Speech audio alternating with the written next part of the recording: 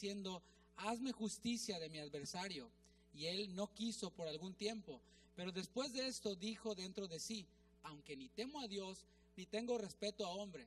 Sin embargo, porque esta viuda me es molesta, le haré justicia, no sea que viniendo de continuo me agote la paciencia. Y dijo el Señor: oíd lo que dijo el juez injusto. ¿Y acaso Dios no hará justicia a sus escogidos que claman a Él día y de noche? ¿Se tardará en responderles? Os digo que pronto les hará justicia. Pero cuando venga el Hijo del Hombre, ¿hallará fe en la tierra? Hermanos, Lucas, el autor de este evangelio, nos dice de entrada de qué se va a tratar esta parábola. Y tratará, dice en el versículo 1, sobre la necesidad de orar siempre y no desmayar. Es como esas películas que el título ya te dice de qué va a tratar la película, ¿no?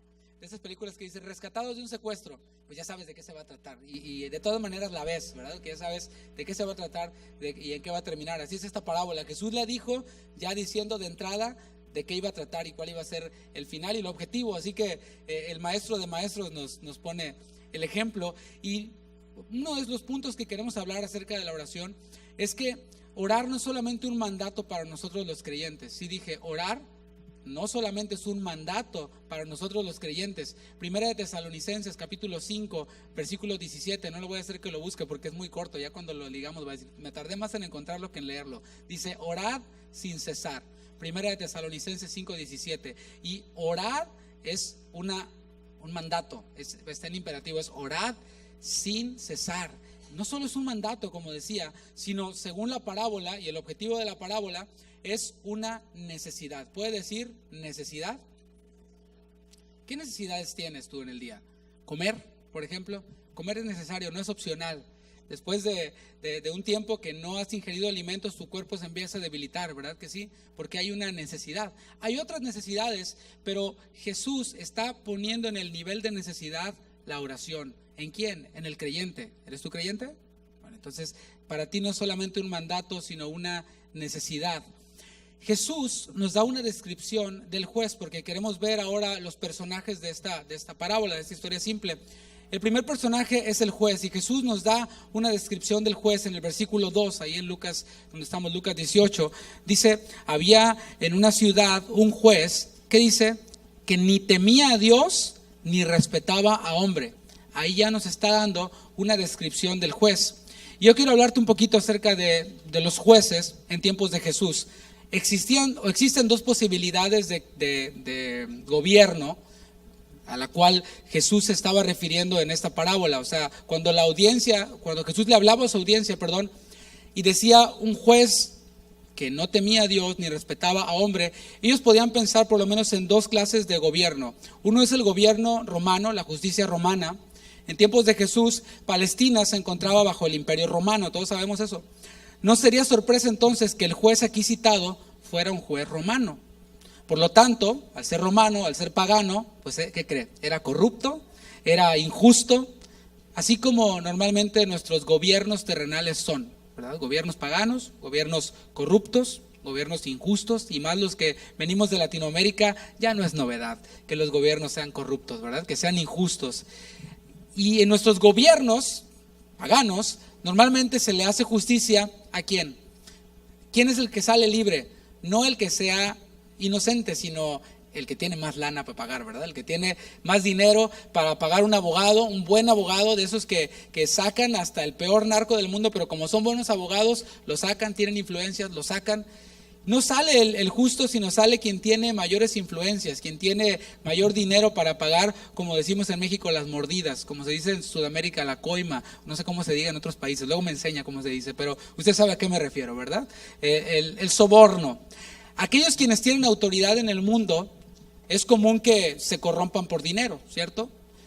Y es común también que el poder los enloquezca. Tú ves a gobernadores quienes empiezan y se ven aparentemente íntegros, rectos, pero al estar frente al pastel, al estar frente al dinero, muchos de ellos se corrompen.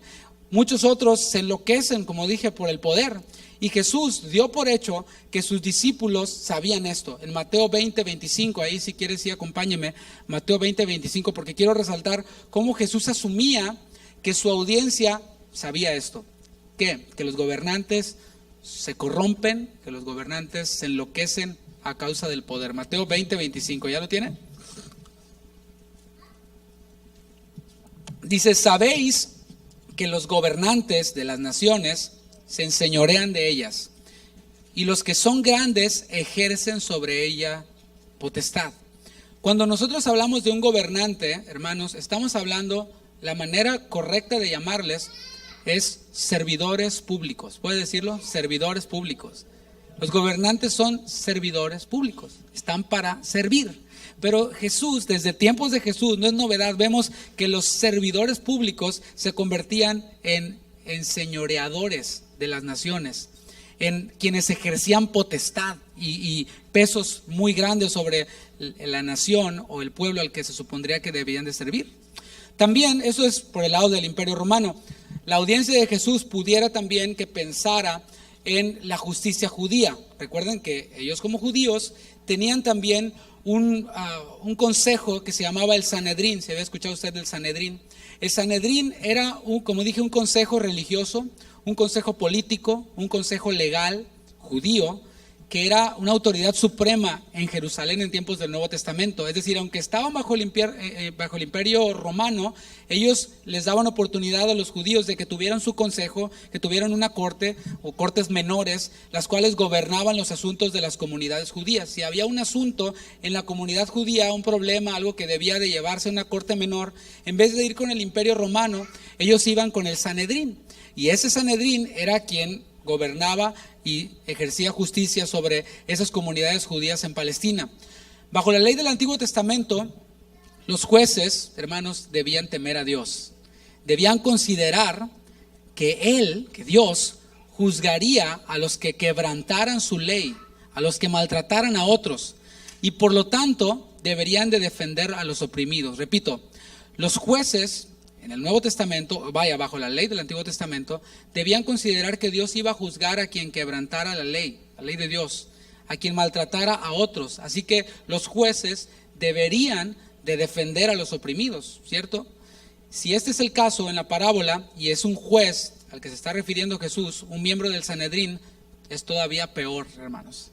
¿Por qué? Porque vemos a alguien quien su ocupación debería, o quien por ocupación debería de temer a Dios y defender a los oprimidos. Ese era su trabajo. Debería de temer a Dios. Como juez de la ley de Dios, debías temer a Dios y por lo tanto defender a los oprimidos. Pero este juez, según Jesús en la parábola, dice que ni temía a Dios ni respetaba a hombre. Y esta es una triste situación, hermanos, que continúa hoy en día. Óyelo bien, toda aquella organización sin fines de lucro, toda aquella organización paraeclesiástica o toda iglesia que se aprecie de ser cristiana debe de alinearse con la palabra de Dios. ¿Cuántos dicen amén?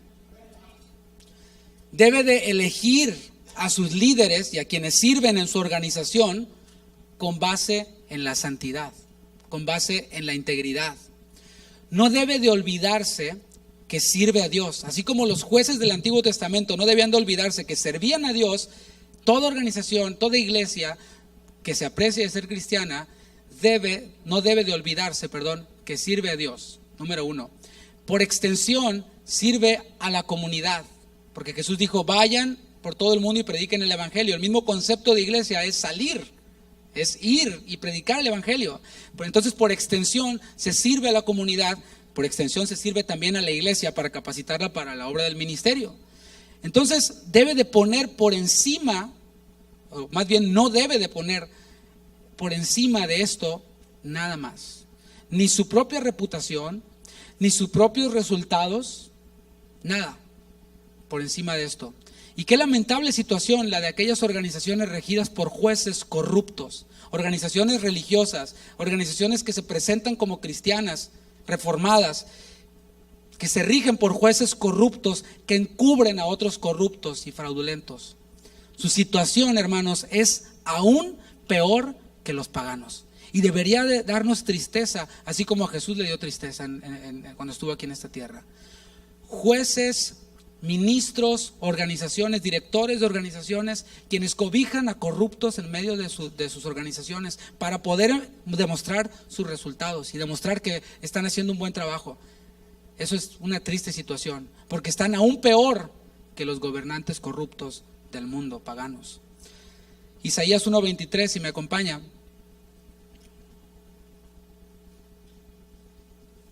Isaías 1:23. Dice: tus príncipes, prevaricadores y compañeros de ladrones, todos aman el soborno y van tras las recompensas. No hacen justicia al huérfano, ni llega a ellos la causa de la viuda. La tarea de la iglesia, como dije, es servir a la comunidad, servir al necesitado, no enriquecer a un llamado ministro. No recibir fondos y distribuirlos de maneras dudosas. Y como dice aquí el profeta Isaías, no les llega la causa de la viuda, no les llega la ayuda tampoco a quienes debería de llegarles, a los huérfanos. Eso en el mundo es lamentable, pero en la iglesia es aún peor. El siguiente personaje, ese fue el juez, el siguiente personaje es la viuda. Y la viuda, Jesús pone como ejemplo, recuerda que son personajes ficticios, pero familiares para ellos. Representa el ejemplo máximo de una persona oprimida. Recuerda que no estamos en el siglo XXI, estamos en tiempos de Jesús, en donde el hombre era el proveedor en su mayoría, no era como ahora que la mujer trabaja y todo eso, en otra cultura siglos más adelante, sino que en ese tiempo el hombre era el principal que traía el sustento al hogar. Así que si el varón faltaba, la viuda quedaba totalmente desamparada, totalmente vulnerable, y Dios en su ley tomaba muy en serio esa vulnerabilidad, no solamente de la viuda, sino también del huérfano, el desprotegido, porque un hombre, pues aunque sea, se va a la esquina y busca trabajo poniendo bloques o algo, pero una mujer, y más en tiempo de Jesús, es muy complicado. Acompáñame a Éxodo capítulo 22, versículo 22, para que veamos cómo el Señor Dios tomaba en serio esa vulnerabilidad del huérfano, esa vulnerabilidad de la viuda. Estamos en Éxodo capítulo 22, versículo 22. ¿Ya lo tiene? Dice: a ninguna viuda ni huérfano afligiréis. Versículo 23. Ahí está la advertencia de Dios que debemos de tomar muy en serio. Porque si tú llegas a afligirles y ellos clamaren a mí, ciertamente oiré yo su clamor. Y mi furor se encenderá y os mataré a espada. Y vuestras mujeres serán viudas y huérfanos vuestros hijos. Ahí te va la advertencia de Dios a la cual deberían de temblar, ¿no? Aquellos quienes oprimen a las viudas. Al estar desamparada esta viuda, hermanos, no podía pagar mordida, no podía pagar soborno, no podía mover influencias. ¿Cuáles influencias? Ni siquiera tenía alguien que la pudiera representar delante del juez. Nadie intercedía por ella. No tenía ningún pariente cercano que la representara.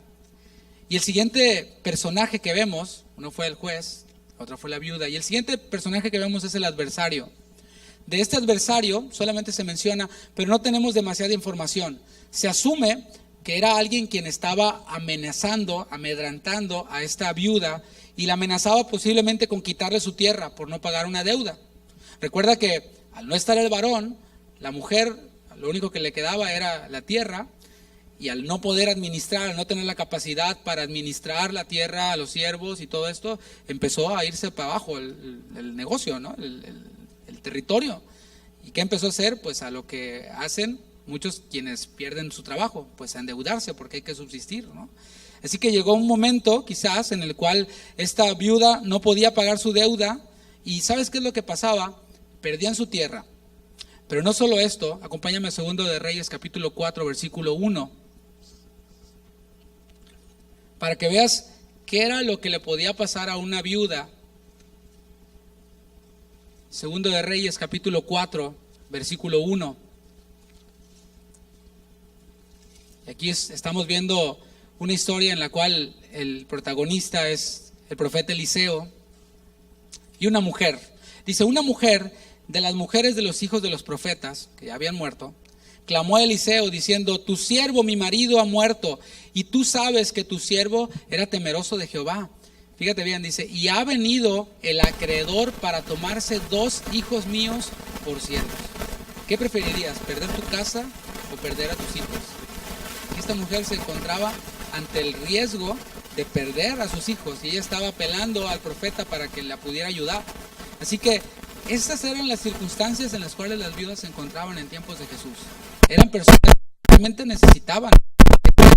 Fíjate cómo Dios en su sabiduría desde su ley dijo: no oprimas a la viuda, cuídala, a la viuda y al huérfano, cuídalos, no los oprimas. Ahora vamos a ver qué es lo que ocurrió en la parábola. Ya tenemos a los personajes, ahora veamos cómo se desarrolla esta parábola. Vemos que la viuda en el versículo 3, volvamos a Lucas 18, en el versículo 3, la viuda estaba haciendo una petición al juez. La petición era simplemente: hazme justicia de mi adversario. ¿Sí lo ven? La viuda, hermanos, no estaba pidiendo un trato especial. No estaba diciendo: oye, pues mira, trátame de manera especial porque yo esto, yo aquello. Simplemente estaba diciendo: hazme justicia de mi adversario. Lo único que pedía era eso. Y es normal, hermanos. De hecho, es saludable que nosotros pidamos justicia para nosotros mismos, ¿no crees? Es normal que pidamos justicia para nosotros mismos, pero escucha bien, no venganza, justicia. Es diferente. No venganza, sino justicia para nosotros mismos. Ahora vemos cuál fue la respuesta del juez. En el versículo 4 dice: y él no quiso. A este juez, que ya conocemos más o menos de qué se trataba o quién era, obviamente lo único que le importaba, ¿sabes qué era? Sus intereses. Era lo único que le importaba. Él mismo. Le importaba su reputación, le importaba su buen nombre, su fama como juez. Solo pondría atención a las peticiones que le convinieran, obviamente, porque le importaban solo sus intereses. Solo le dedicaría tiempo a quienes pudieran contribuir a su fama, a su buen nombre. No le dedicaría tiempo para hacer, fíjate bien, simplemente lo que le tocaba hacer, que era justicia a la viuda. Pero no le iba a dedicar tiempo a una viuda pobre y emproblemada. Simplemente le dijo que no haría nada a favor de ella. No quiso. En esas palabras le dijo: no voy a hacer justicia. O no voy a hacer mi trabajo. No tengo tiempo para ti. El hecho es que no quiso ayudar. No quiso hacerle justicia. Pero continúa diciendo el versículo 4, porque decía: no quiso, ¿qué dice? Por algún tiempo.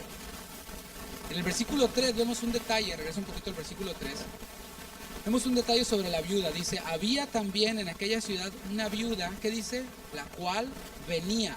No dice vino, ¿te fijas? No dice vino, sino dice venía continuamente. Yo me imagino que este juez injusto llegaba a su oficina, ¿verdad?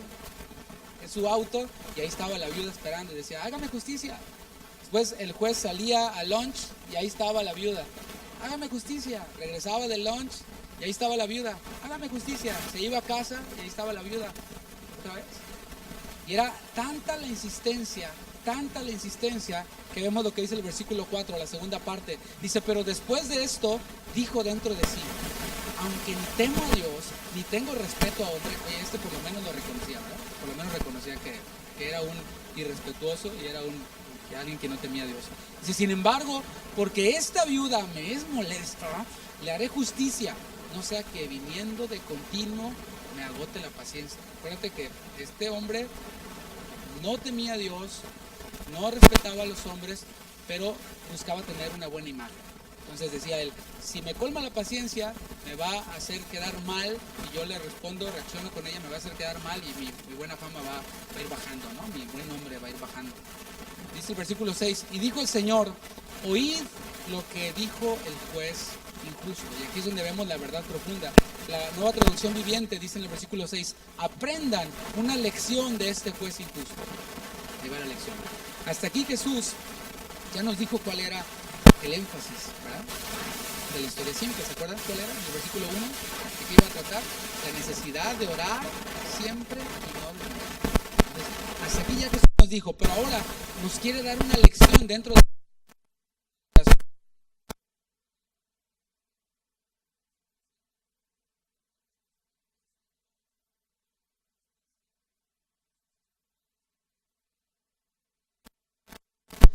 hermanos, es a lo que se le llama una pregunta retórica.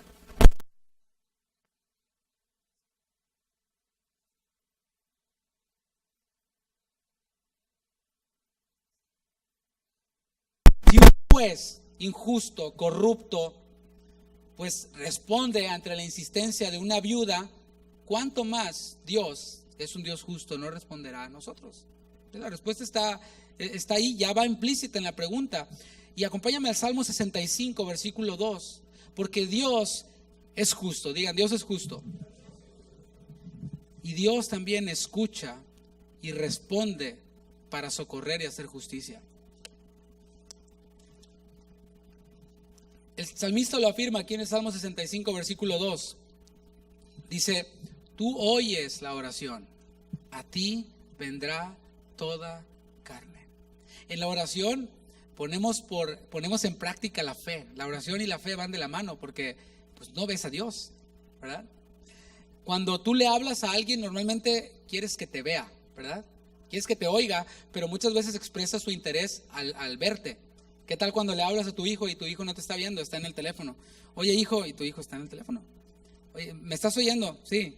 A ver, repíteme lo que te dije. No sé. Pues, ¿no? O sea, ¿qué pasó? No te está viendo, no te está poniendo atención. Y con Dios opera la fe porque le hablamos y no lo vemos. A Dios no lo ha visto nadie jamás, dice la palabra. Pero ¿qué hacemos?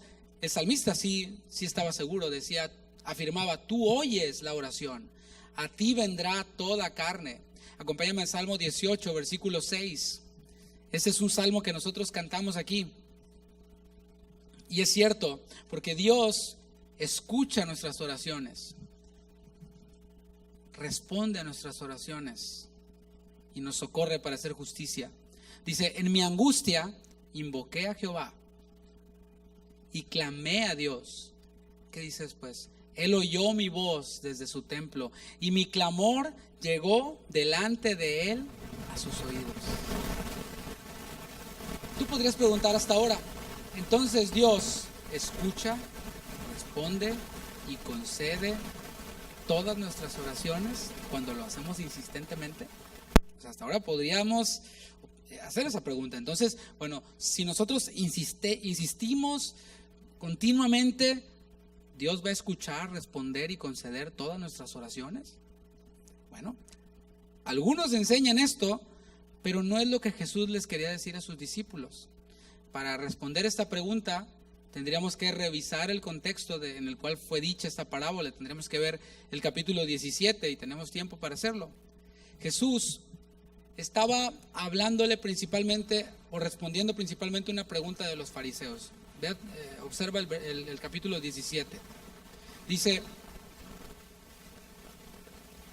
el versículo 20 del capítulo 17.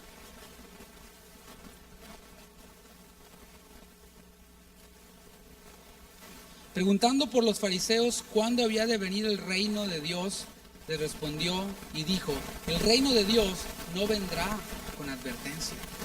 Esa fue una pregunta que los fariseos le hicieron a Jesús. ¿Cuándo iba a venir el reino de Dios? Y todo lo que le respondió Jesús a los fariseos fue que el reino de Dios no iba a venir con ninguna advertencia. Eso fue todo. Pero después Jesús tenía el discurso, la respuesta para los fariseos, pero después tenía toda una enseñanza para los discípulos. Los fariseos pues ya lo saben todo. ¿Qué les vas a enseñar a los fariseos, verdad? Las preguntas que hacen son preguntas que ya traen la respuesta, como dicen, son preguntas con chanfle, ¿verdad? Bien, son preguntas capciosas. Pero los discípulos queremos aprender de Jesús. Hacemos preguntas porque queremos ser como Jesús, queremos saber qué es lo que el Señor tiene para nosotros. Y es normal que nosotros queramos saber cuándo va a ser la venida del Señor, ¿no crees? Es normal, no es malo. La respuesta es, no sabemos cuándo va a ser, pero es normal que queramos saber. A sus discípulos les confesó sobre la venida del Hijo del Hombre. Les empezó a hablar acerca de la venida del Hijo del Hombre y les dio instrucciones, les dio advertencias. ¿Se acuerdan? Hace 2 viernes vimos parábolas de advertencia. En el capítulo 17, ahí donde estamos, versículo 33, Jesús dijo, todo el que procure salvar su vida, la perderá, y todo el que la pierda, la salvará. Os digo que en aquella noche estarán 2 en su cama, el uno será tomado y el otro será dejado. Voltea a ver a tu esposa y a tu esposo. ¿Cuál se va a quedar y cuál se va a ir, no? Definitivamente Jesús estaba hablando sobre los últimos tiempos. sobre la venida del Hijo del Hombre, tiempos difíciles. Hermanos, los últimos tiempos, estamos en los últimos tiempos. Cuando sean los últimos de los últimos tiempos, va a estar peor. Imagínate si ahora cómo estamos. Los cristianos están siendo perseguidos. Estamos viviendo en los días de Noé, en los días de Lot. ¿Sí o no? ¿No acaba de ganar Miss Universo un hombre? O sea, a ese nivel estamos. A ese nivel estamos. No puede decir nadie, no, yo creo que no estamos en los últimos tiempos. Estamos en los últimos tiempos. Cada vez vemos cómo la moral se está yendo por cualquier lado. Cada vez vemos menos temor de Dios. Cada vez vemos más el cumplimiento de todas las cosas que Jesús dijo. Jesús dijo, en los últimos tiempos no va a venir un gran avivamiento. En los últimos tiempos va a haber una gran apostasía. Se van a levantar muchos falsos profetas. Muchos van a seguir sus disoluciones. Y la maldad se va a multiplicar. El amor de muchos se va a enfriar. Eso es lo que vimos, o lo que vemos no solamente hoy en día, desde aquellos tiempos que Jesús lo estaba profetizando. Estamos viviendo tiempos difíciles para aquellos quienes han creído en Él. Porque si tú dices, bueno, yo soy discípulo, yo soy un fiel seguidor de Jesús y todos me quieren, cuidado. Jesús dijo, cuando hablen bien de ti todos, aguas, porque así hacían también con los falsos maestros. O sea, si tú eres un fiel seguidor de Jesús en estos últimos tiempos, te va a ir mal. Te va a ir mal. O sea, vas a ser odiado, vas a ser aborrecido y va a ser puesto en riesgo tu misma integridad física, quizás. El capítulo 24 de Mateo, si me acompañas, versículo 9. Mateo capítulo 24, versículo 9. Porque esta porción bíblica está conectada con Mateo 24, en donde Jesús estaba hablando sobre esta apostasía masiva de la que te estoy hablando, una apostasía masiva de los últimos tiempos. También el apóstol Pablo se lo dijo a Timoteo, le dijo, en los últimos tiempos vendrán hombres amadores de sí mismos, hombres quienes tendrán apariencia de piedad, pero negarán la eficacia de ella. A esto se evita. Entonces, en estos tiempos, dentro del contexto cristianoide o iglesia, si se le puede llamar así, se hace un gran énfasis a la personalidad, ¿sí o no? Son charlas motivacionales. En vez de proclamación de la palabra de Dios, es charla motivacional. Tú puedes, descubre el campeón que hay en ti, tu mejor vida ahora, y ámate a ti mismo, y acéptate a ti mismo, y bueno, casi, qué lindo soy, qué bonito soy, como me quiero, ¿verdad? Y salen todos motivados. Bueno, eso es ser un amador de sí mismo. Eso es precisamente lo que Jesús estaba hablando. Eso no tiene nada que ver con el mensaje de Cristo, con el evangelio de Cristo.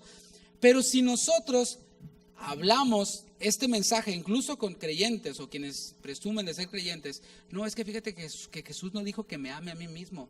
Jesús dijo que me niegue a mí mismo. ¿Qué crees que va a pasar? Religioso. De seguro vas a esa iglesia con Chuy Olivares, sí, es bien religioso, ¿no? ¿Sí? Empiezan a atacarte. Y fíjate, ahí donde estamos, Mateo 24:9, dice, entonces os entregarán a tribulación y os matarán, y seréis aborrecidos de todas las gentes por causa de mi nombre. Muchos tropezarán entonces, y se entregarán unos a otros, y unos a otros se aborrecerán. En estos dos versículos Jesús está resumiendo el gran peligro de los últimos tiempos para aquellos quienes no están firmes en la fe. La pregunta es, ¿estamos preparados nosotros para ser entregados a tribulación? ¿Estamos preparados nosotros para estar frente a alguien quien tiene un arma en nuestra cabeza y nos está diciendo, niegas a Cristo y vives? Si tú confiesas a Cristo, te mueres. ¿Estamos preparados para eso? Ay, muy apenas. Ay, es que es viernes, no, estoy muy cansado para congregarme. No, orar, no, ahí Señor, lo que te dije ayer te lo digo hoy, amén. ¿Estamos preparados para esto? ¿Para ser aborrecidos de todas las gentes por causa del nombre de Cristo? Pues dice el versículo 10, una realidad, muchos tropezarán. ¿Cuándo entonces? Cuando va todo bien, cuando los panes y los peces estaban siendo multiplicados, cuando los milagros eran hechos, todos, sí, Jesús, vamos, eres nuestro rey, sí, aleluya, ¿verdad? Pero cuando aquellos quienes seguían a Jesús empezaron a enfrentarse a la tribulación, al peligro, cuando su vida estaba en peligro, cuando eran aborrecidos por todo el mundo, y el término cristiano nació como algo despectivo. Entonces es cuando muchos empiezan a tropezar, y no precisamente que se caigan, sino que empiezan a desviarse de la fe. Dice, y se entregarán unos a otros. No, yo no soy cristiano, él es, ¿no? ¿Te imaginas? Y unos a otros se aborrecerán. La maldad, la amargura en medio de los mismos discípulos de Jesús. Aquellos quienes viven como en los días de Noé. ¿Cómo eran los días de Noé? Si vemos la palabra, los días de Noé no lo describe como algo malo. Simplemente dice que comían, bebían, se casaban, se daban en casamiento. ¿Qué tiene de malo comer y qué tiene de malo beber? ¿Qué tiene de malo casarse y darse en casamiento? Aquí el punto es que no tomaban en cuenta a Dios. Dice la palabra, todo lo que hagan, todo, si comen o beben, háganlo todo para la gloria de Dios. Que Dios esté en medio de todo lo que hagan. Y el gran problema de los días de Noé es que Dios, ni por acá, no tomaban en cuenta a Dios. Y también menciona los días de Lot. Ahí sí estaba un poco más rudo el asunto, ¿no? ¿Qué pasaba en los días de Lot? Había una inmoralidad sexual, pero que, claro, es a lo que te lleva el no tomar en cuenta a Dios en todo lo que haces, te lleva al pecado. ¿Andará el hombre sobre brasas sin que sus pies se quemen? Te lleva al pecado y a la depravación. Dice la palabra, por cuanto no tomaron en cuenta a Dios, Dios los entregó. ¿No quieres tomarme en cuenta? Pues bueno, ahí te va. Haz lo que tú quieras hacer. Y siempre va a ser algo malo, algo que ofende a Dios, algo que se aparta de Dios. No tomaban en cuenta a Dios. Los días de Lot eran días de diversión extrema, ¿verdad? Eran días de cotorreo. Todos los días eran viernes en los días de Lot, ¿verdad? Eran día de paga, era día de fiesta, día de desenfreno. Y aquellos quienes viven así, de esa forma, ¿qué crees que van a hacer con aquellos quienes quieren ser discípulos de Jesús? Pues los quieren matar, los quieren destruir. ¿Por qué? Porque la luz de los discípulos hace evidentes las tinieblas de los que viven como en los días de Noé, los que viven como en los días de Lot. Eso explica por qué no nos quieren en muchos lados como cristianos. Eso explica por qué la tribulación de muchos. Y en el contexto que estamos viendo esta parábola, Jesús estaba diciendo, para aguantar todo esto es necesario orar y hacerlo insistentemente. Quizás ahora, hermanos, estemos pasando tristezas, angustias, estemos padeciendo incluso injusticias a causa de nuestra fe en Jesús. Tal vez estas injusticias vienen o tienen que ver con miembros de nuestra familia, o por supuestos cristianos, o por supuestos líderes religiosos. La respuesta es ora. Simple. La respuesta es ora. Dice la palabra, ninguno padezca como ladrón o como homicida o por entrometerse en lo ajeno. O sea, si eres creyente, no es aceptable que sufras porque andas haciendo tus tranzas, que sufras porque andas metiéndote en las vidas de otros, que sufras porque andas robando, porque andas matando. O sea, eso no se percibe, no se concibe, de un cristiano. Pero cuando nuestro sufrimiento, cuando nuestra angustia, cuando nuestra injusticia tiene que ver con nuestro caminar, nuestro apegarnos a la palabra de Dios, Jesús nos da la respuesta y dice, ora. Simple. Y el Señor escuchará tu oración. El Señor hará justicia. ¿Te fijas cómo no tiene que ver con todas las oraciones que yo le pido a Dios, con que sean insistentes, Dios me las va a responder? Pues sí las oye, sí las oye. A mí mis hijos tienen tiempo diciéndome, cómprame un iPhone, ¿verdad? Cómprame un iPad. Sí los oigo, pero no se los doy. O sea, les respondo también, no hijo, no, ¿para qué lo quieres? Yo no tuve uno y no me morí, aquí estoy, mírame. Así Dios también escucha nuestras oraciones, pero a veces nos responde, como dije, sí, a veces nos responde no, a veces nos dice espera. Y hay veces que Dios se queda callado para que nos encontremos con esto, para que evaluemos nuestras peticiones. Ahorita vamos a ver un poco más. En la segunda parte del versículo 7 de Lucas 18, regresemos a Lucas 18, donde estábamos.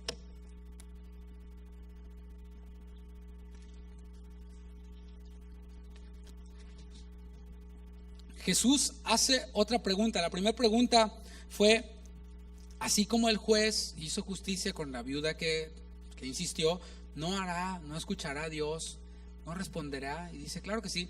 La siguiente pregunta que hace es, ¿se tardará en responderles? Os digo, versículo 8, que pronto les hará justicia. Cuando estamos en momentos de aflicción, ¿quién estaba aquí en momentos de aflicción? No levante la mano, porque si no nos vamos a poner a llorar todos aquí. Pero cuando estás en momentos de aflicción, en momentos de tribulación, ¿no sientes como que el tiempo pasa muy lento? Pasan minutos y tú estás sufriendo tanto que sientes que el tiempo no avanza. Ves allá la luz, dices sí hay una esperanza, pero la ves muy lejos. Ya cuando logras superar esa prueba y dices, pues fue realmente un periodo de tiempo corto, pero para mí fue como una eternidad. Y es normal eso cuando estamos en momentos de aflicción a causa de nuestra firmeza en la palabra. Porque hermanos, cuando somos firmes en la palabra de Dios, vamos a padecer, vamos a sufrir. Te los digo de una vez. Dices, esa es la iglesia de los masoquistas. Pues sí, seguimos lo que está en la Biblia. Jesús, ¿qué hizo? ¿Hizo bien? ¿Y qué le pasó? Bueno, somos discípulos de Jesús, queremos ser como Jesús. Pues ¿cuál será el destino? Bueno, la gloria, pero en esta tierra es el sufrimiento. Así es. Estamos en el mes de octubre. Todos ya sabemos qué pasa en el mes de octubre aquí en este país. En las escuelas es prohibida la religión, ¿verdad? Nada en Navidad, no Christmas, no es holidays, porque no queremos ofender a nadie de otras religiones. Pero ¿qué tal Halloween? Ahí sí imponen religión a diestra y a siniestra, y la de religión del diablo. Y la disfrazan de muchas maneras también, pero ahí la imponen. ¿Qué vas a hacer tú como papá? Lo voy a disfrazar de Moisés. Es bíblico, hermano. ¿Sí? No se supone que nosotros debemos ser quienes marcamos la diferencia, quienes nos paramos firmes en la palabra de Dios. La palabra de Dios dice, no participes en sus obras infructuosas, más bien repréndelas. ¿Y qué hacemos nosotros? La voy a vestir de la Virgen María.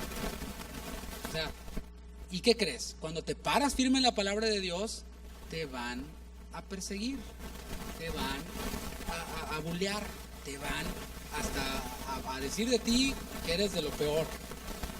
La pregunta es, ¿estamos preparados para eso? Hermanos, esto es para discípulos, esto es para quienes, no se trata nomás de oírlo. Me puedes preguntar a mí, ¿hablas chino? No lo hablo, lo oigo bien, pero ni lo entiendo ni lo hablo. Y esto no se trata aquí de que yo nada más hable y usted lo oiga muy bien, pero no lo entienda ni lo aplique. O sea, vamos de aquí, saliendo de aquí, lo tenemos que poner en práctica. Y tu hijo llorando, por favor, papá, disfrázame ¿cómo se llama el doctor Zeus? Es un personaje de un libro. Me dijo, no llores, está bien. ¿O qué vas a hacer? No lo voy a mandar a la escuela ese día. O te vas a parar firme en la palabra. Querida maestra, le mandas un email, le mandas una carta. Nosotros no participamos en esas cosas. Somos cristianos. Respete.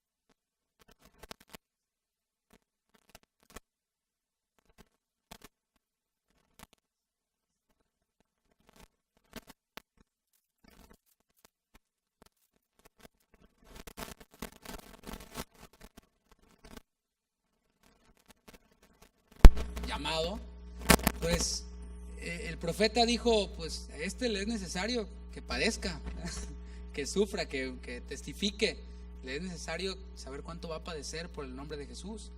Y desde que inició hasta que terminó. Pablo, no creas que terminó ya me jubilé. El apóstol Pablo jubilándose, ¿no? Ya me retiré, me jubilé, ahí me mandan mi pensión, ¿verdad? Yo voy a estar, no sé, allá en unas cabañas, no sé dónde. No, estaba prisionero.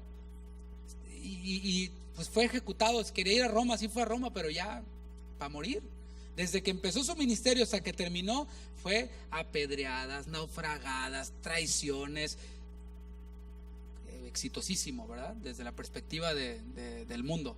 No, fracasado desde la perspectiva del mundo. Pablo, eras fariseo de fariseos, eras respetado, podías dar decisiones para que mataran a Esteban, eras alguien grande. Pero Pablo, ¿qué dijo? Todo eso lo tengo por basura con el fin de ganar a Cristo, porque tenía su mirada puesta en la eternidad. Y desde que inició su ministerio hasta que terminó fue sufrir, sufrir, sufrir, sufrir, diría el salmista mexicano, llorar y llorar, ¿verdad? Pero él podía decir, esta leve tribulación momentánea. Hay algo que se llama proporciones. Tú ves la luna ya chiquita, ¿verdad? Pero la pregunta es, ¿la luna es chiquita? No, es que tú a proporción la ves chiquita. Y Pablo tenía una proporción amplia. Él veía el big picture. Pablo veía la eternidad. Decía, tengo toda mi vida, desde que empecé mi ministerio hasta ahora sufriendo, comparado con la eternidad, es una leve tribulación momentánea. Pablo, te descubrirás la cara, no, para mí es comparado con la eternidad, con el cuerpo glorificado que voy a recibir de parte de Dios. Esto, hermanos, nos debe de llevar a analizar nuestras peticiones ante Dios. Porque estamos hablando de oración continua, oración persistente. Nos debe de llevar a analizar nuestras peticiones ante Dios y medirlas con la regla de la voluntad de Dios. Nuestras peticiones no deben de ser como las de las personas que viven en los días de Noé o de Lot. Personas quienes no tienen en cuenta a Dios, ¿cuáles crees que son sus oraciones? Ay, Diosito, dame un carrito nuevo. Ay, Diosito, dame una casita nueva. Ay, Diosito, dame un marido nuevo. No.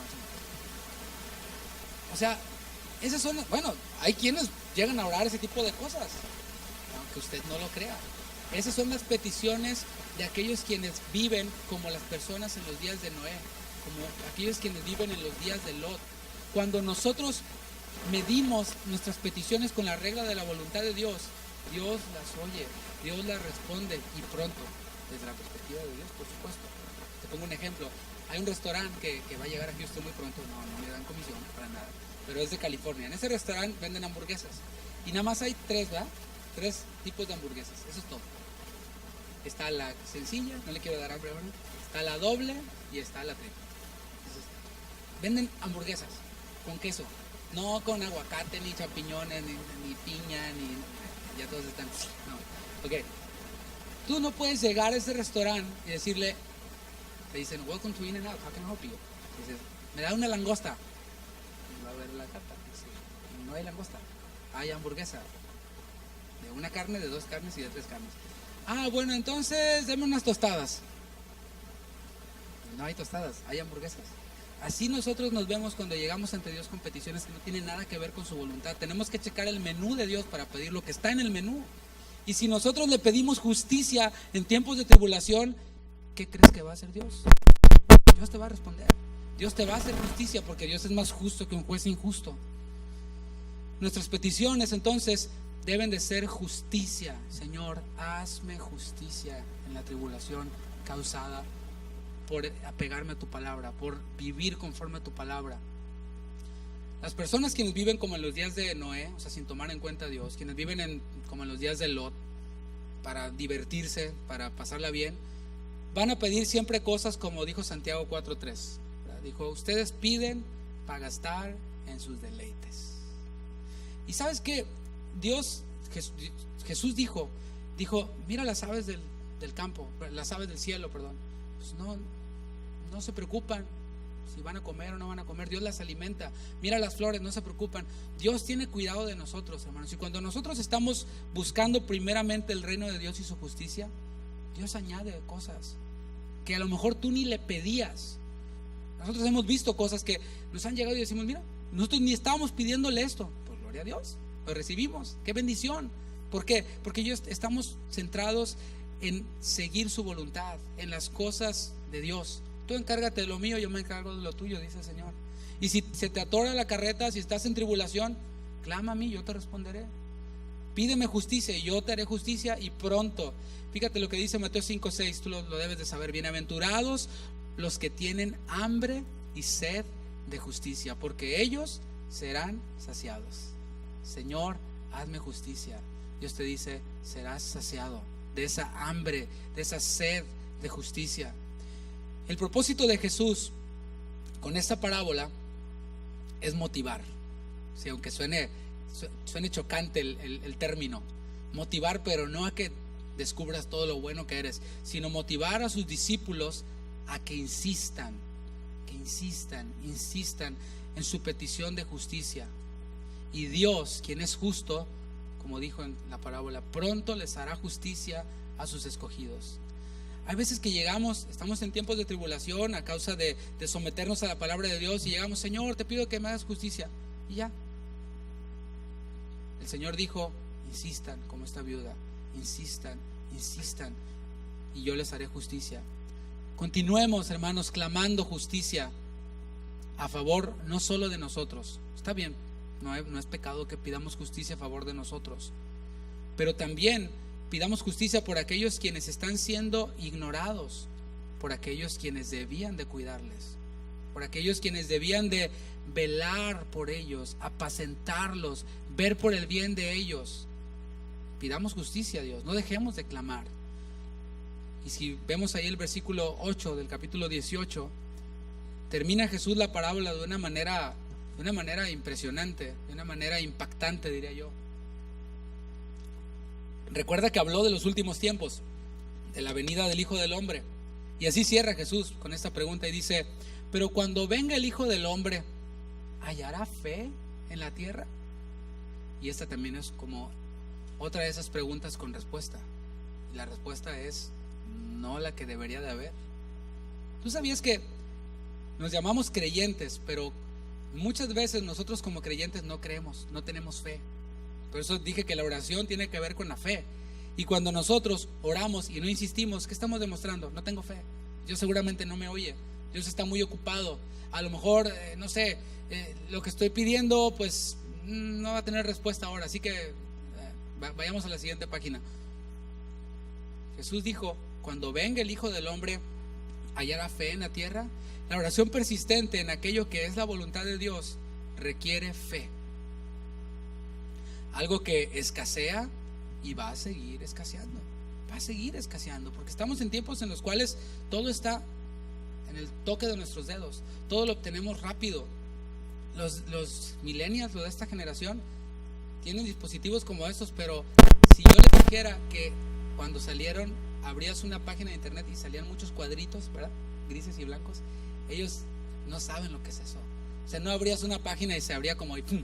No, salían cuadritos así blancos con gris y tenías que esperar a que se abriera la página. Y nosotros decíamos, wow, es rete rápido. Pero cada vez estamos más acostumbrados a tener las cosas ya. Ordeno algo en línea y al otro día ya lo tengo en la puerta de mi casa o el mismo día. Quiero ir al supermercado, no te preocupes, llamas y te lo traen y rápido. Y si se tarda un poquito, cuidado porque pongo mi queja. Cada vez eso va haciendo que perdamos la fe, que perdamos ese sentido de esperar cuando pedimos algo. Dios recuerda que no tiene un tiempo como el nuestro. Él dijo, pronto les responderé, pero para Él un día, ¿verdad? Para Él 1000 años son como un día, para Él. Entonces nuestro tiempo no es el tiempo de Dios. ¿Qué es lo que debemos de hacer? Insistir. Mateo 24:12. Acompáñame para ir terminando, si puede pasar el grupo de alabanza.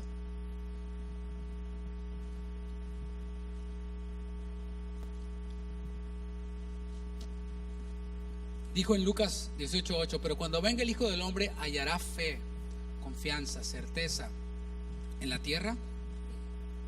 Mateo 24:13, ¿ya lo tienen? 12, leamos del 12. Dice, y por haberse multiplicado la maldad. Esa palabra maldad en griego es anomia, es ausencia de ley. Ausencia de ley. Vemos ahora que las mujeres se quieren independizar de los hombres, ¿verdad? Vemos que muchos quieren ser autónomos, independientes. Muchos quieren cada vez más los beneficios y menos los compromisos. Lo vemos, mucha gente no se quiere casar. O sea, es una locura porque los heterosexuales no se quieren casar, ¿verdad? ¿Por qué? O sea, heterosexuales son los que son de sexos distintos, los que deberían de quererse casar, no se quieren casar. ¿Por qué? Porque hay mucho compromiso, ¿no? Mejor vivamos juntos y a ver si funciona. Después de 10 años, ¿verdad? No, pues no funcionó, bye. Pero los del mismo sexo, los homosexuales, se quieren casar. O sea, esa es la mentalidad del mundo. Esos son los tiempos de Lot, los tiempos en los que vivimos, tiempos corruptos. Dice, por haberse multiplicado eso, la maldad, la ausencia de ley, el amor de muchos se enfriará. Mas el que persevere hasta el fin, este será salvo. Pero fíjate lo que dice: por haberse multiplicado la maldad, el amor de muchos se enfriará. ¿Tú te acuerdas cómo fue cuando estuviste en tu primer amor? Cuando empezaste en los caminos de Dios, cuando estabas, ¿sabes qué? Vamos a la oración, deberían de abrir culto todos los días, y si hubiera culto todos los días voy, no importa qué tan lejos esté. ¿Te acuerdas? Yo sí me acuerdo cómo hasta soñaba, cuando yo nací de nuevo, hasta soñaba con versículos bíblicos, y en mis sueños hacía predicaciones, de veras, así a ese grado. Y yo oro y le digo: Señor, que ese primer amor no se agote. Han sido muchas las tribulaciones, han sido muchas las pruebas, han sido muchos los milagros que hemos visto, pero que mi amor por ti no se enfríe. Apocalipsis capítulo 2 está hablándole Cristo a las 7 iglesias, y a cada una tiene algo distinto que decirle, y en cada una se dirige al ángel, al pastor, al responsable de esa iglesia. Y una de ellas, en el capítulo 2, es la iglesia de Éfeso. Checa bien, la iglesia de Éfeso. Quienes investiga históricamente quiénes fueron los que fundaron esa iglesia, quiénes fueron los pastores de esa iglesia, y yo me pongo a temblar cuando lo veo, porque dice: yo conozco tus obras, versículo 2, y tu arduo trabajo. O sea, está bien, trabaja para la obra, Dios lo ve, Jesús lo ve, yo las conozco, y que no puedes soportar a los malos, está bien, y has probado los que se dicen ser apóstoles, pastores, y no lo son, y los has hallado mentirosos, y has sufrido, y has tenido paciencia, y has trabajado arduamente por amor de mi nombre, y no has desmayado. Hasta ahí podríamos decir gloria a Dios. Versículo 4: pero tengo contra ti, ¿tendrá algo Dios contra nosotros? ¿Tendrá algo Dios contra ti? ¿Algo Dios contra mí? ¿Qué tiene Dios contra la iglesia de Éfeso? ¿Qué tenía Dios contra la iglesia de Éfeso? Que has dejado tu primer amor. Fíjate bien, no dice que has perdido tu primer amor, dice que has dejado. Deliberadamente has dejado, salvando las diferencias. Y perdona que ponga este ejemplo, pero es como cuando el lunes empiezas la dieta, ¿verdad? Dices: no, ya voy a comer limpio, voy a comer saludable, y te compras tus pechugas de pollo, tu brócoli, tu verdura, tu agua, no, nada de coca. Empiezas el lunes por la mañana, en la tarde, y en la noche se te aparece una hamburguesa, y dejas a un lado la comida limpia para comerte esa triple, y después dices: bueno, pues de algo no me voy a morir, ¿verdad? La iglesia de Éfeso deliberadamente dejó su primer amor. Nadie lo dejó por ellos. Mira, ellos habían tenido paciencia, habían trabajado para el Señor, habían probado a los que se decían ser apóstoles, no lo son. O sea, habían avanzado bien, iban bien, habían sido fundados bien. Pero ¿en qué momento dejaron su primer amor? ¿En qué momento decidieron las cosas de este mundo en vez de las cosas del Espíritu? ¿En qué momento preferimos dormir unos minutos más en vez de despertarnos y tener un tiempo con Dios? ¿En qué momento decidimos, en vez de congregarnos, ir al mall? En vez de congregarnos, me quedo a descansar porque estoy muy cansado. Y yo, esa excusa, hermanos, yo digo: si no los ponemos a hacer aeróbics aquí, ¿verdad que no? No hacen zumba, estamos sentados oyendo la palabra de Dios. El Señor dice: yo te daré descanso, en mi presencia yo te daré descanso. ¿Qué escogemos hacer en nuestros tiempos de refrigerio? ¿Ver las novelas? A mí me da una vergüenza cuando voy a otros países de Latinoamérica y dicen: ¿usted es mexicano? Nosotros veíamos todas las novelas de Televisa. Y digo: qué vergüenza. Así como los peruanos, no vinieron mis hermanos peruanos, ¿verdad? Señorita Laura, les da vergüenza a ellos esa onda, que nos relacionen con eso. Y desde pequeñitos crecimos con esas novelas en las cuales siempre había adulterio, siempre había pleitos ahí entre los Reinaga contra los Contreras y no sé qué, y hay pleitos entre familias, y eso era lo que nos gustaba ver. Y cuando estoy estresado, le pongo ahí Marimar, la novela, la que sea. Sí, ya la encontró a la malvada, sí, que se vengue, si ya se está vengando. Ahí es donde encontramos refrigerio y reposo. ¿En qué momento decidimos, en vez de congregarnos, quedarnos a ver la o la serie de Netflix, o las redes sociales, o simplemente nada, así quedarme como vegetal sentado en mi couch, en mi mueble. Esa es decisión de cada uno de nosotros, así como fue decisión de la iglesia de Éfeso. Pero fíjate cómo empezó. Cuando hablamos de iglesia hablamos de comunidad, de colectividad, la unión de comunión con Dios, de mi hermano con mi otro hermano, con mi otro hermano, con mi otro hermano, hacen tiempos gloriosos de alabanza y adoración. Es lo que hacemos, nos juntamos y entre todos, es como cuando venimos acá y tenemos comidas, una trae un platillo, otra otro platillo, y se arma un festín, ¿no? Es lo mismo que ocurre, pero cuando se deja eso, la alabanza y la adoración se vuelve superficial. ¿Y en qué caemos? En puro show. Y vamos, y sí, grite, sí. Y estamos ahí, puro ruido, mucho ruido y nada de adoración. ¿Para qué? ¿Para que me vean en el internet? Cuando nosotros decidimos volver a nuestro primer amor, porque le da la oportunidad en el versículo 5 y le dice recuerda, por tanto, ¿de dónde has caído? O sea, ¿dónde fue la caída? ¿Dónde fue? Búscalo. No digas, bueno, sí, ya todo bien. No, busca dónde fue la caída. ¿Para qué? ¿Para que no te vuelvas a caer? Aquí fue donde me caí, ¿sí? Así como los niños cuando están caminando, cuando están chiquitos, se caen, no vuelven a pasar por ahí. Yo me acuerdo cuando mis niños estaban chiquitos, se caían y después nomás pasaban así como de ladito, ¿verdad? Ya no me vuelvo a caer, porque ya sé qué va a pasar ahí. Y Jesús les dice, recuerda de dónde has caído y qué, arrepiéntete, metanoia, cambia tu manera de pensar y haz las primeras obras. Go back, hazte otra vez como niño. El cristianismo no es como la universidad. No, esa asignatura yo ya la cumplí, ese curso yo ya lo tengo. No son cursos, es la palabra de Dios que transforma. Y Jesús les está diciendo, vuelvan a hacer las primeras obras. Sí, esas primeras obras. Pues si no, vendré pronto a ti y quitaré tu candelero de su lugar, si no te hubieras arrepentido. Hermanos, no queremos que como iglesia nuestro candelero sea quitado, ¿verdad que no? Queremos ser una iglesia que esté en su primer amor, que nuestro amor no se enfríe, volviendo a Mateo 24, que nos dice, por haberse multiplicado la maldad. Se puede haber multiplicado la maldad en todos lados alrededor.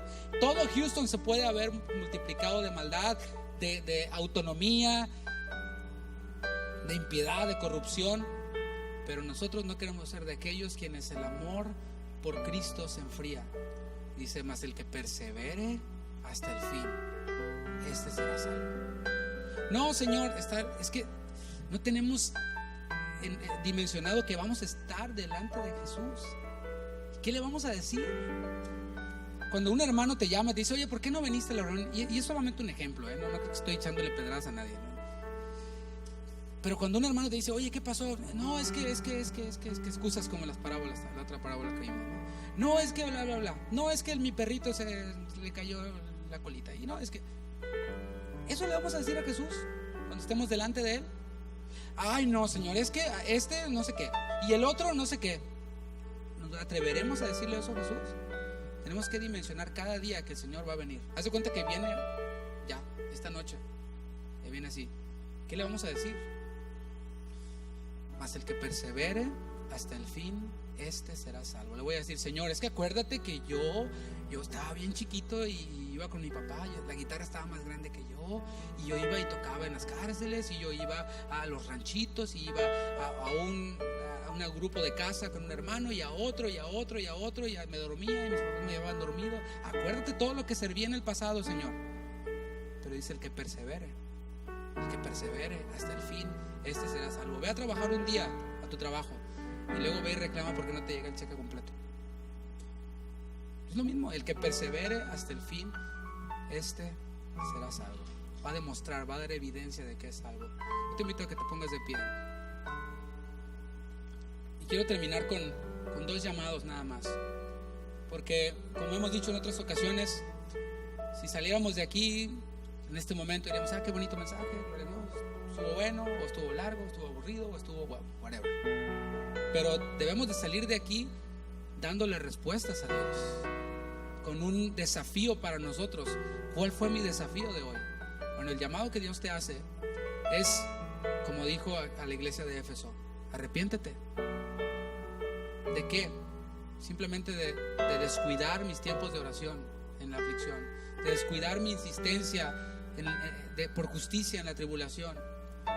Y otro llamado a aquellos quienes quieren pedirle perdón a Dios por sus peticiones vanas. Cuando nos encontramos con todo esto, con la palabra de Dios que nos confronta, decimos: híjole, mis peticiones han sido totalmente fuera de lugar, nada que ver con la palabra de Dios. Y Dios nos dice una vez más: recuerda por tanto de dónde has caído y arrepiéntete y haz las primeras obras. El cristianismo tiene todo que ver con servir a los demás, tiene todo que ver con el otro en vez de mí mismo. Muchas veces cuando yo oro, termino de orar y digo, como que el Espíritu Santo, no yo, sino que estuviste pidiendo mucho para ti mismo, ¿no crees? Sí. Go back. Regresa, recuerda de dónde has caído y arrepiéntete y haz las primeras obras y ora por los demás, que otros van a orar por ti también. Y el llamado es eso: pedirle perdón al Señor por nuestras peticiones vanas. Así que inclina tu rostro un momento y ábrele al Señor. Señor, gracias porque tú oyes nuestra oración. Tú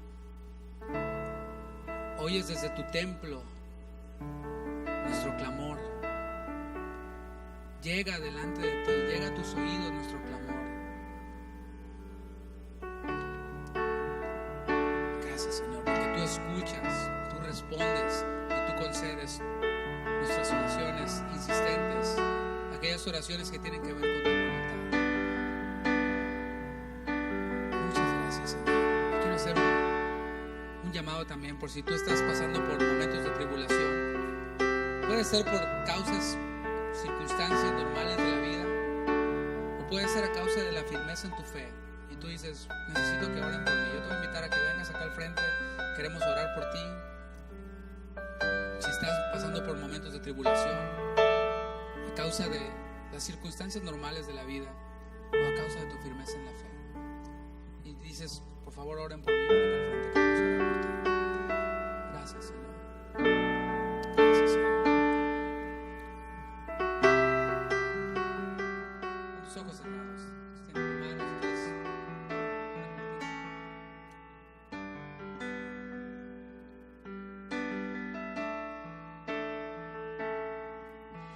Me acerco en oración, confesando mis pecados en tu santo lugar. En tu palabra escrito está que aquel que ora en secreto, el Padre lo verá. Me acerco en oración, confesando mis pecados en tu santo lugar. En tu palabra escrito está que aquel que ora en secreto, el Padre lo verá. Porque todo lo que hacemos en la vida es más fácil que orar. Porque todo lo que hacemos en la vida es más fácil que orar. Oremos hasta ver que Dios responda. Su palabra dice que oremos sin cesar. Oremos hasta ver cielos abiertos para ver hombres viviendo en santidad. Me acerco a ti, Señor.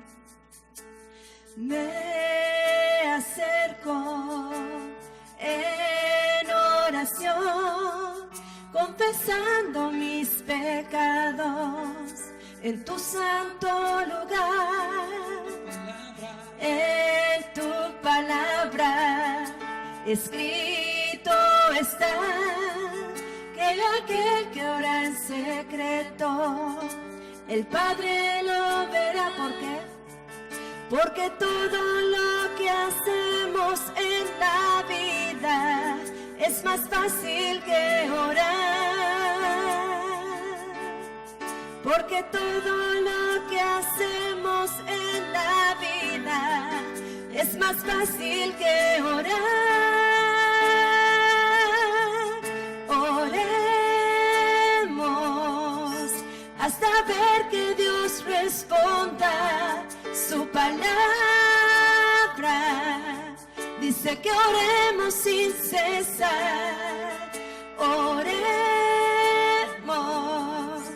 hasta ver cielos abiertos para ver hombres viviendo en santidad. Oremos, oremos hasta ver que Dios responda. Su palabra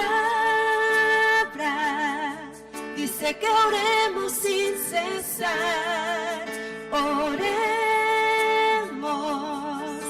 hasta ver cielos abiertos para ver hombres viviendo en santidad.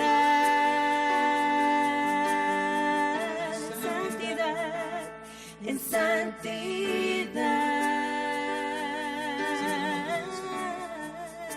Pues sin santidad nadie te verá. Santidad, apartados de aquello que te ofende, de aquello que no tiene nada que ver contigo. Así queremos, Señor, ser presentados juntamente en tu iglesia, una iglesia pura, una iglesia sin mancha, sin contaminación. Gracias por tu espíritu, gracias por tu palabra, porque en ella hallamos consuelo, hallamos reposo, hallamos paz, hallamos gozo, Señor. Muchas gracias porque oyes nuestra oración. Muchas gracias porque respondes a nuestras peticiones y nos haces justicia. Gracias, Señor. Dale un fuerte aplauso a nuestro Dios.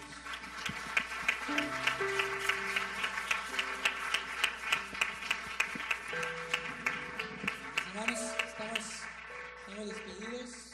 Recuerden la capacitación que vamos a tener para padres. Solamente quiero reiterar que es una oportunidad que tenemos todos aquellos quienes tenemos hijos o quienes en algún momento pudiéramos servir a Dios.